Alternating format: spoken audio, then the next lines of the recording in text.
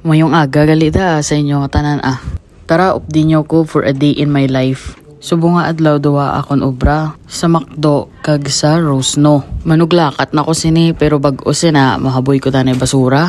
Ay wow kana may isang panahon ba? Pero malamig kag mahangin. Imagine ba na -20. Kurog-kurog na naman atay ta. Bago lang ko gali di kaabot And yes, sa McDonald's ako ga part-time. Morning. Work tayo sa McDo ngayon. Jollibee po yung Jollibee. Jollibee yung snacks. Work sa McDo, Jollibee yung snacks. Very good. Bye. Subong, nasa bida pa ako naka-assign taga-ubra sang kape kag ibang drinks. Kaysa ga-order take man ako. Garan, ga-ubra ka fries, ka-kitchen, kundi indiin Kundi inbutang kang salary manager Duro mga gauro barigya, iba-iba lahi, kag may mga estudyante man Pero mostly mga Pilipino. Syempre, Pilipino man nga restaurant manager ba Okay lang yun. Wala na akong kwenta. No, don't say that. This is Angel. She works here too. Subong, ako ang garan sang drive-thru, ginabag ko ang mga food kay ginahatag ko sa akon nga presenter. Dugay na ako nag-work sa McDo ever since nga pag-abot naman sa Canada, diri na ako nag-work. Amo ni ang akon nga first job. Hindi pa kami busy sa mga time nga dya, pero kung mag-busy kami, okay man. Kaya dasig lang ba yung oras kung busy? Kang first day ko rin dya, sa may labi lang ako, gapang limpyo kang lamisa kag mga purungkuan.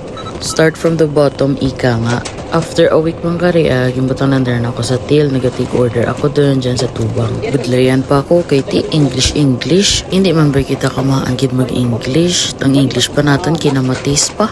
But sooner or later, you're gonna get used to it. Also, it's the environment and the people you work with. Ay hala, gulpi lang nag-English, dubuang lang. Actually guys, easy lang man ang work sa McDo. Sa una lang man ang mabudlay.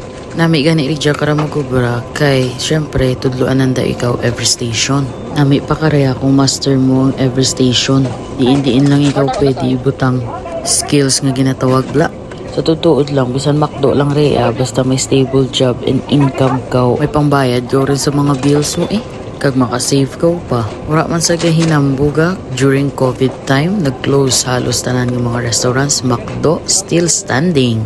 Also, bisan pera pa edad mo basta able ka mag-work ay pwede ka man sa McDo Pero kanyo pala, kananam kang fries. Bagong luto rin Off na ako sa McDo, on the way din ako paagto sa akin nga full-time work. Mga sa 20-minute drive lang man Ijata na sa full-time ko, hindi mabugat ng ubra. Pungko-pungko lang, computer, tarakabal ang view kanami, kang sunset. Ubra ko rin dya, halat ka paperwork, batang sa computer, kag update ka mga sheets.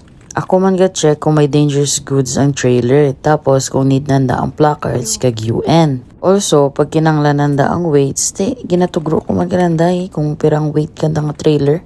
Easy malang rang work rin dya, halat ako ka paperwork, kung warat paperwork, tira ka na yung movie sa Netflix. Tudra basta hindi lang makasagabal sa imong work Pag work, syempre, dasig lang ang 8 hours rugto. At this time, pauli ako din. Another 20 minutes na naman pauli sa balay. Amo lang rea, gusto ko lang i-share. Duro-duro, ganyan salamat sa pagstay kapag tira ka nga kanya video.